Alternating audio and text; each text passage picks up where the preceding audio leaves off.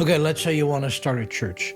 Let's say you want to start a business with no taxes, no financial disclosure, and legal protection from most regulations. Well, that's impossible, you'd say. But it's not. You just need to start a church. Before you can start a church, though, the barrier most people face isn't theology, it's shame. It feels wrong, like you're faking something sacred. So you just remove every word that triggers that shame. Don't call it a church, call it a fellowship. Don't call yourself a pastor, you're a guide. Don't say amen, make up your own word. BOMO, be one, move on. It doesn't have to mean anything profound, it just has to sound like it does. Same structure, same function, different words. And suddenly you're not starting a fake church, you're starting a movement for authentic human connection in the digital age. So what does that actually look like? Well, let me show you. I am tired, my friend. Sick and tired of scrolling, tired of feeling alone in a room full of people, tired of letting the pixels control us, the multimedia, the devil in a feed. So I'm going to do something about it. This is a fellowship. It's not a church. We're not religious. We're not a company. We're not selling you anything. We're just people reclaiming their power, finding their voice again. Every Sunday, 10 a.m., we gather, we connect, we empower each other to be more than what the algorithm tells us to be. We need to go back to communication, words that matter, concise, clear language. We need to be one and move on. One and move on. BOMO. If the scrolling is too much, BOMO. If you feel lonely in the crowd, BOMO. If you're ready to take your power back, BOMO. In the comments. Once a month, we meet in person, face to face, energy to energy for those ready to step into their authentic power. This isn't about me. This is about us. Every soul here, every voice in the chat, we are co-creating this reality. You're manifesting the weave. You matter. Your energy matters. So I'm asking, are you ready to reclaim your power? BOMO in the chat, if you're choosing to rise, I see you. I see you. We see each other. That's the weave. That's what we're building. I can't do it alone. You can't do it alone. But together, united, we can do anything, my friends. We can defy the tech billionaires that prey on us and take our world back. Welcome home.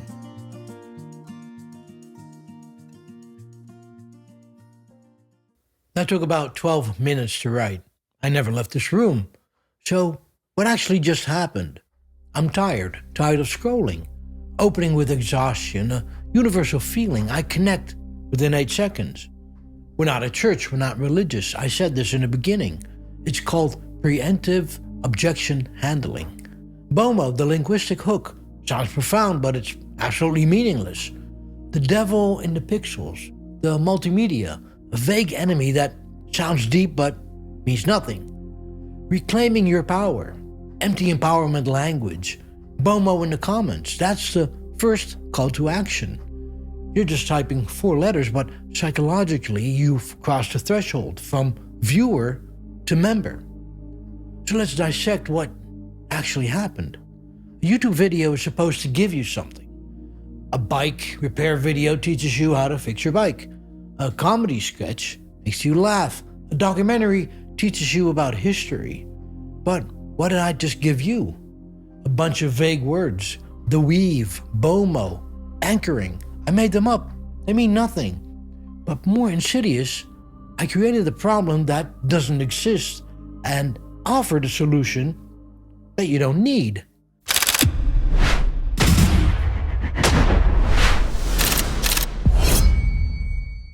The problem, digital isolation. We're all disconnected, drowning in pixels. The solution, join our fellowship, watch our videos, chat with us, buy our merch, come to our monthly gathering. I didn't solve a single problem, I just gave you a different thing to be attached to. That's the manipulation, creating an emotional dependency and calling it connection. And that's the shitty part, because the people who are lonely and searching for meaning aren't getting what they actually need. They're getting baked air and words designed to make them feel like they're part of something. In reality, however, they're just watching YouTube and giving me money. Now, you need content to actually pull people in, and music is your emotional hook. You don't need to learn to play an instrument.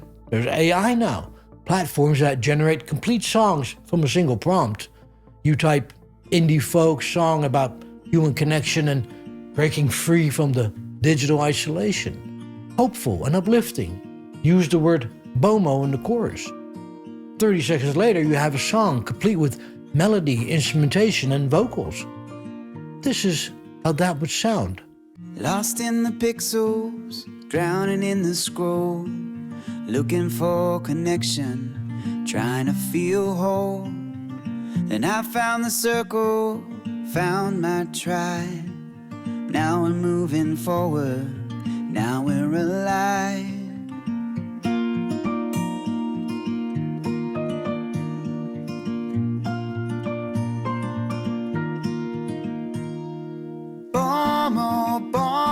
We rise together. Then you find musicians in your early fellowship community. There's always someone with a guitar who feels like they could have been a star. You tell them you want to record our songs, you give them exposure, purpose, and a bucket of KFC. They record the AI-generated songs, and now you own the rights. You now have authentic sounding recordings with real human voices. Now you've got, let's say, 8 songs. So you film the band with an iPhone, or better yet, they film themselves. It's low quality, the camera shakes, but it doesn't matter. Polished looks corporate. Polished looks fake. Raw footage looks authentic. It looks like real people making real music. Our voice against the pixels. You upload it to YouTube with the title BOMO, Official Fellowship Music Video. In the description you say, join us every Sunday at 10 a.m. live. The link is in the bio. Now those songs are working for you 24/7. People searching for uplifting music find it. People who need background music while they work, they find it. People making playlists for yoga or meditation find it. They're not looking for a church, they're just looking for music. But they're watching real humans in the garage playing a song that repeats BOMO in the chorus. That talks about the weave. It feels grassroots, independent, real. They listen to it 10 times, maybe 20 times, it gets stuck in their head. At the bottom it says, want more? Join our Sunday gathering. One song gets, let's say, 50,000 views over 6 months. That's about 500 subscribers. All from one AI-generated song that believers recorded in their garage. We call that hook, line, and sinker. Music leads people to the movement. The movement drives people to the music. You now have a recruitment system that runs itself. Now, if you think this only happens to the meek and the vulnerable, you'd be wrong. They're included, but that's not where the real money is. The real money comes from the soccer mom whose kids just left for college, who spent 20 years driving to soccer practice, organizing team snacks, and coordinating with other parents. Their entire social life was built around kids, and now they're gone. Her husband works long hours, her friends from the PTA drifted, the house feels like a prison. She has disposable income, time, and a hole where her identity used to be. She's not religious, so she's not going to join a church. That feels like her mother's generation, so she scrolls all day like a zombie. Instagram, Facebook, TikTok, YouTube, scrolling through other people's lives, watching other people's kids, seeing other people's purpose, feeling more hollow with every swipe. And then she comes across this guy on YouTube. He's talking about this connection, about finding real community, about breaking free from the digital trap. He's got music. He seems genuine. He's not trying to convert her to anything. He's just talking about belonging. For the first time in months, something resonates. She types BOMO in the chat. And now she's mine. When I say join the fellowship, she hears there's a community that will value you. When I say BOMO, she hears a language that makes you part of something special. When I say energy exchange, instead of donation, she hears an investment in something meaningful. $50 a month for Patreon, $300 for an entire course, $600 for the annual conference. Her husband doesn't complain. He sees her happy again. It's worth every penny. She's not stupid. She's not weak. She's educated and capable. But I found her at her most vulnerable, scrolling alone, scratching an itch she didn't know she had. Now multiply her by a few thousand and that's your revenue base. So we've built the church, we have the followers, we have the revenue, but legally, it's still a business. That's not what we want, because right now, I'm paying taxes on this income. Let's see how difficult it is to change that. There's a form called Form 23 Easy. The Easy stands for easy. It's 3 pages long. What's your organization's name? It's the Fellowship of Henry. Do you have a statement of faith? You let ChatGPT write a few paragraphs about authentic human connection, collective purpose, intentional living. You don't have to mention God, Jesus, Allah, Buddha, or any deity. The legal definition of religion is so broad it includes secular philosophies. As long as they address meaning, purpose, and morality, you're good. Do you have regular gatherings? Yes, every Sunday on YouTube, plus monthly in-person events. Do you have an established congregation? Of course, your subscribers count. Who's in charge? You list yourself and 2 friends as board members. Then you pay $275 filing fee. You submit and wait. The approval rate is over 95%. Sounds crazy, but here are some real examples that got approved. The Church of Cannabis. The sacrament is marijuana. Church of the Flying Spaghetti Monster. The parody religion.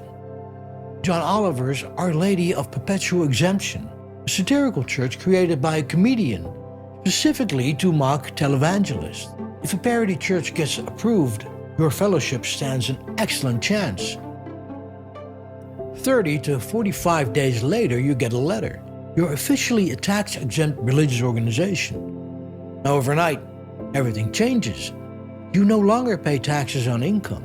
Your donors can now deduct contributions from their taxes, so they give you more.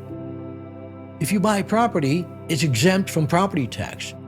You don't have to publicly disclose finances like other nonprofits. The IRS is legally restricted from auditing you without high-level approval. There's no requirement that you actually help anybody. No minimum on charitable work, no proof you're doing anything beyond hosting gatherings and talking. A soup kitchen has to file reports showing how many people they fed. Your YouTube channel that's talking about the weave has 0 reporting requirements. So why does this system work this way?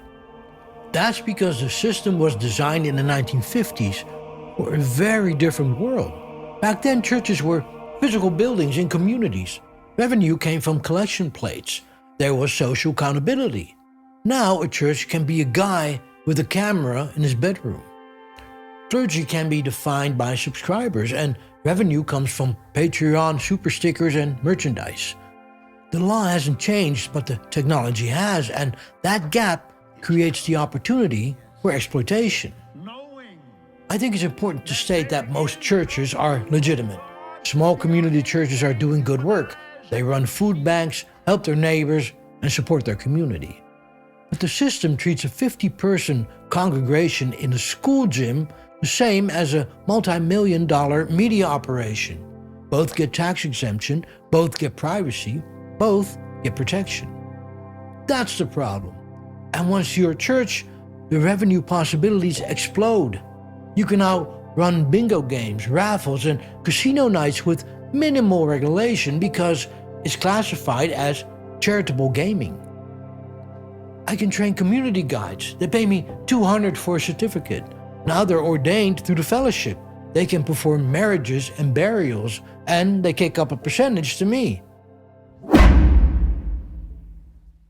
Once you have 10,000 followers nationwide, you announce, we need to bring the weave to more communities. I'm looking for leaders to start local fellowships. They host weekly meetings using my video content. They recruit people locally. They collect donations.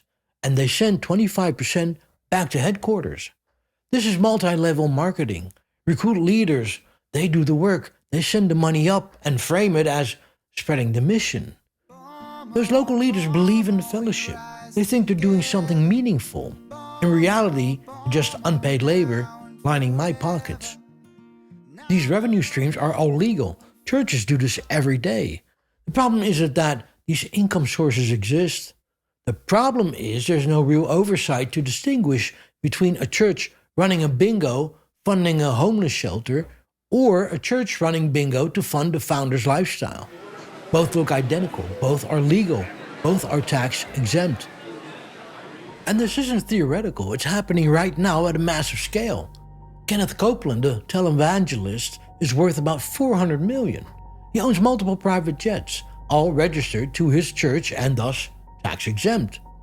When questioned about the jets, he said ministers need them to avoid a bunch of demons on commercial flights. The IRS understood. Meanwhile, many of his followers are elderly people on a fixed income sending their Social Security checks as seed offerings after being told God will multiply their money. Creflo Dollar asked his congregation to fund a $65 million private jet. He said he needs it for the ministry. He eventually got it. Tax-exempt. Joel Osteen from the Lakewood Church in Houston took $4.4 million in PPP loans during COVID. Osteen's personal net worth is about $100 million. Book deals and speaking fees all flow through the church's infrastructure. These aren't outliers. This is a pattern. The system allows it because there is no mechanism to prevent it. In 2015, John Oliver started a church on a show called Our Lady of Perpetual Exemption. He got approved, collected real donations, and then sent them all to charity and shut it down. His point was, it's that easy. Anyone can do it. And that's terrifying. Nothing changed after his show. The system is still exactly the same. So, was what I showed you illegal? No. Unethical, maybe? Well, I think so, but you have to decide for yourself. Thank you for watching. I'm Henry, and this was What Now?